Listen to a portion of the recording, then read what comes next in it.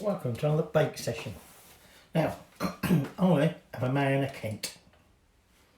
For you Americans that probably means nothing, right? But over here in England, down in the garden of England, Kent, I do believe apparently the Yorkshire lot are up to trying to claim the garden of Kent. Kent's the garden of Kent, garden of England, not Yorkshire, alright? And what we're going to cook is something that is traditional to Kent and extends all the way back to Henry VIII. Henry VIII basically liked his cherries, and he granted loads of land around a place in Kent called Faversham, where they brew Shepherd Neame beer, and basically planted cherries. And so Kent is famous for cherries, but that's where they sort of all originate from. Now what we're going to bake is like a bread roll known as a Kentish Huffkin. Now this is quite a traditional shaped bread, okay, and I'm going to tell you a little bit more about it as we go through. But to start with, we're going to get the yeast going. So I've got 200 ml of warm milk there, and we're going to need 2 packets of yeast for this one, okay. So I'm just going to put that into there and get that mixing gently, and we'll let it get going. So the milk's on to one side. There is a theory that the Kentish housewives because they had lots of milk spare, they used it to make this type of bread, all right? But whether that's true, we don't know. Excuse me. So I've got my mixer here because my mum, I think I told you that in another one. Thank you very much, Mum. I'm going to use the dough hook today. Okay. Now, what we've got here, now again, you may find you can find some recipes for Kentish Huffkins that say actually, because of the type of dough and the bread it is, and they don't tend to rise so much as the normal ones because of the gluten, it's because they use plain flour. And then others say use bread flour. We're using strong white bread flour. Okay, so I'm just going to tip that in, and we've got 500 grams of that going in there. Okay, and then I've got 20 grams of demerara sugar, which I previously ground up because I didn't want the demerara, did I, if you remember. But that's 20 grams of that going in there. If you haven't got demerara, you can just put all your sugar in.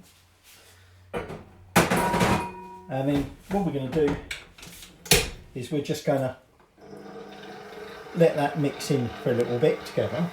Now, back of course, when this threw me, this setting on this, I thought something had gone wrong with it. I thought I turned it off, but this is the kneading bit.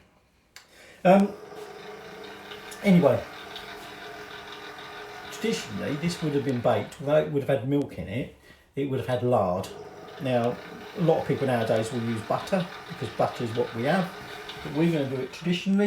We're using lard, okay. Use the same amount, whether it's butter or lard, 60 grams, which has softened up a bit, and that will be going in there for the fat. Just going to turn that off for a minute. We're going to want some salt, about 5 grams of sea salt, and we're going to need some water, okay. I don't know how much of that was there, I can't remember. I'll have to look that one up. 150 mils of water, that's what it was. 150 mils of water. So, that's all there is to it at the moment. Okay, so I'm now just going to put that lard on top of that flour and sugar mix. Okay, you can see it's softened up a fair bit.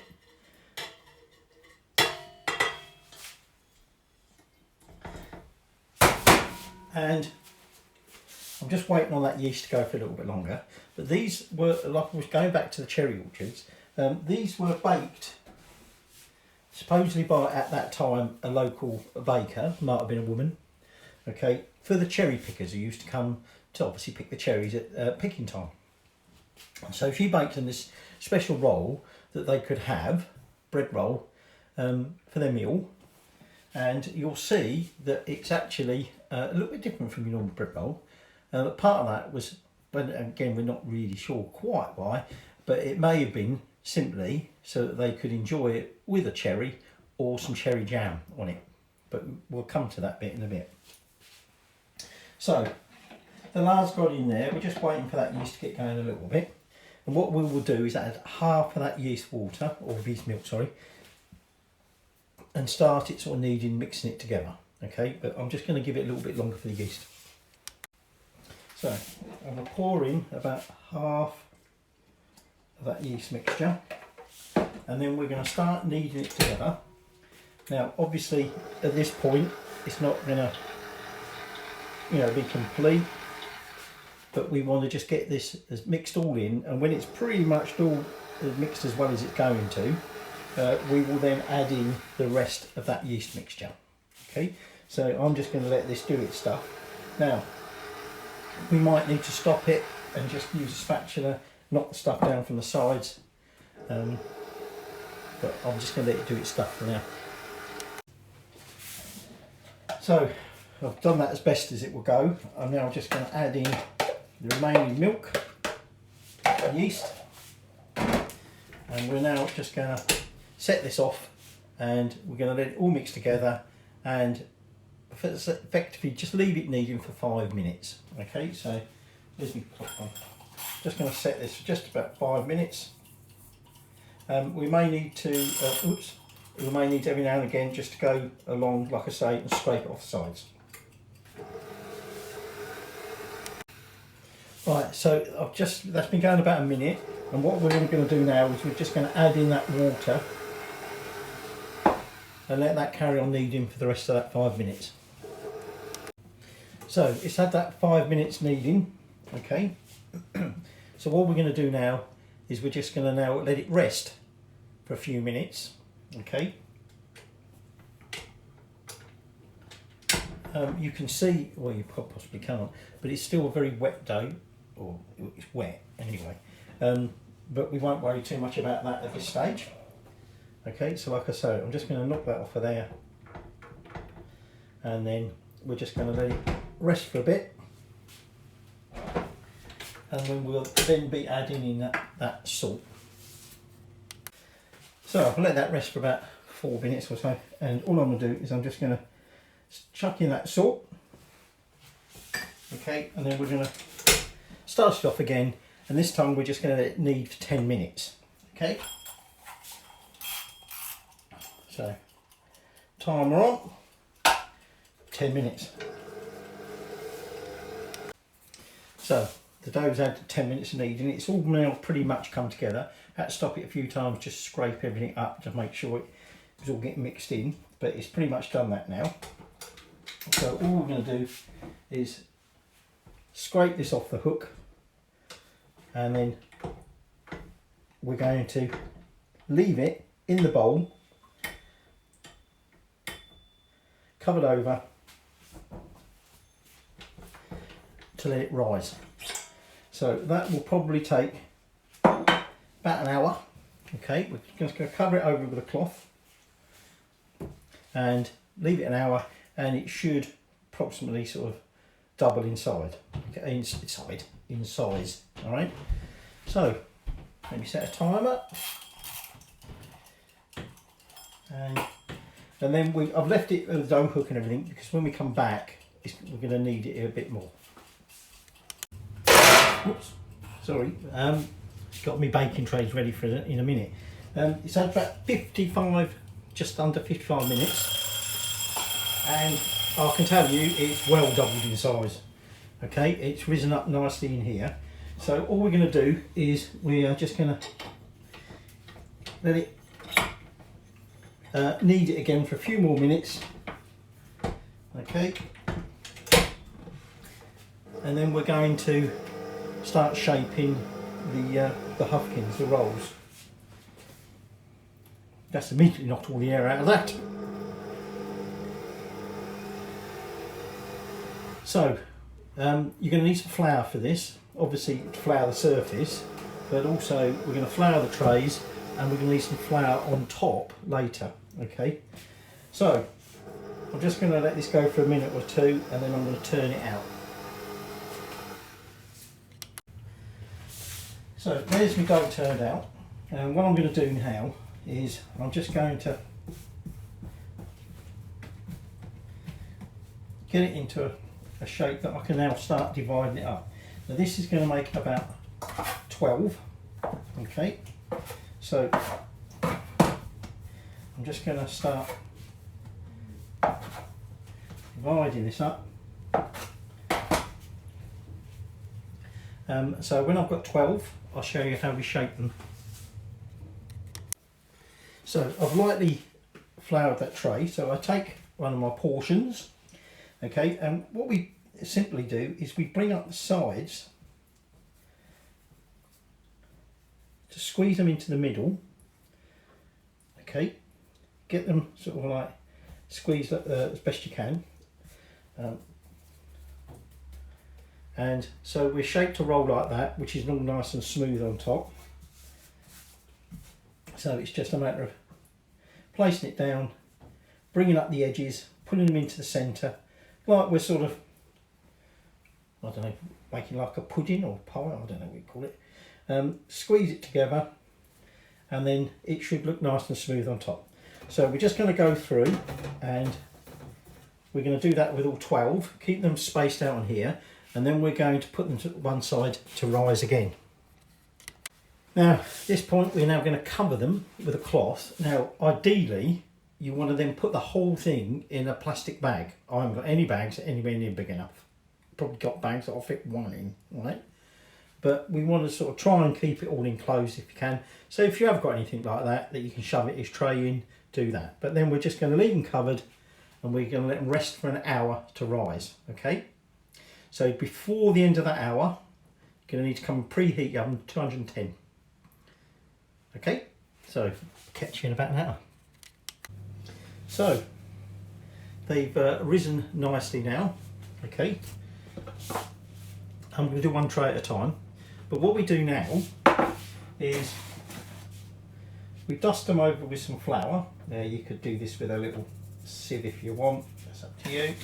I'm just not going to make a bloody mess anyway.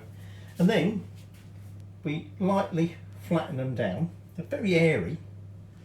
I don't know whether that's the air coming out that one. I don't know whether that's a consequence of using my stand mixer, first time I've ever used a dough hook for doing anything like this, or whether it's because of the lard in there, I don't know, but it's certainly risen. Now, the final little touch for Kentish Huffkin is we take our thumb and we push it in the middle, down until we touch the tray. We're not trying to poke a hole through, we're not making blood donuts. Okay, now, okay. Now I'm now going to shove this in the oven, okay, and like I say, at 210, we're going to give them about 15 to 20 minutes, okay, so in they go. Now what's this reason for the thumbprint? Well, one version is that the baker's wife, even though another version is it was a woman baker who invented them, the baker's wife had the huff, hence Huffkins. She had the hump with him. So she went round, stuck a finger in every single one of his rolls and said, go on in, bet you can't sell them. So he did. Other versions are simply the fact that because they were baked specially for the cherry pickers, the little dent in the top enabled them to rest a cherry on top, and so it didn't roll off. So when they ate them, I mean, quite widely you would eat a roll and just put a cherry on top. I don't know, but there you go. Or you basically put a dollop of jam and cream, and you quite often buy them locally in Faversham and places like that, and other parts of the country now, where they literally do serve them with jam and cream like that. Although a lot of places use them in pubs for ploughman lunches, or even things like bacon or sausage rolls. Not sausage rolls as in roughed in pastry, sausage bap for you northerners if you like. Okay, so that first lot's gone in there. All I'm going to do then with that second lot, once we're ready to go in, we're going to flatten them, flour and flatten, put the finger in, and then we'll give them the finger, and then we'll put them in the oven. And then when we come to take them out of the oven, we just need to do one more little thing. Right, so that's 15 minutes in the oven. Okay, they've risen up while they're in there, so the dimple's not as pronounced as it was. But what we want to do is get these transferred onto a wire rack. One of the things is with the Huffkin is that we want a nice soft crust on top. So transfer it onto a wire rack and then put a cloth over the top. So it'll start cooling from underneath, but it'll sort of trap the moisture in there, which will help give it a softer crust. And so that is your Kentish Huffkin. Now you can't see it because we're heating it up. Second batch is in, but what we'll do is when this batch is cooled, I'll show you what one looks like. Might even try and taste it. I ain't got a cherry, I've got some jam. I ain't got any cream though. There you go, there's one, it's still warm, but obviously not straight. This is the first batch out of the oven. Dough's nice and soft on top, or crust nice and soft. There we go. There's the inside. Oh, that's warm. Try it.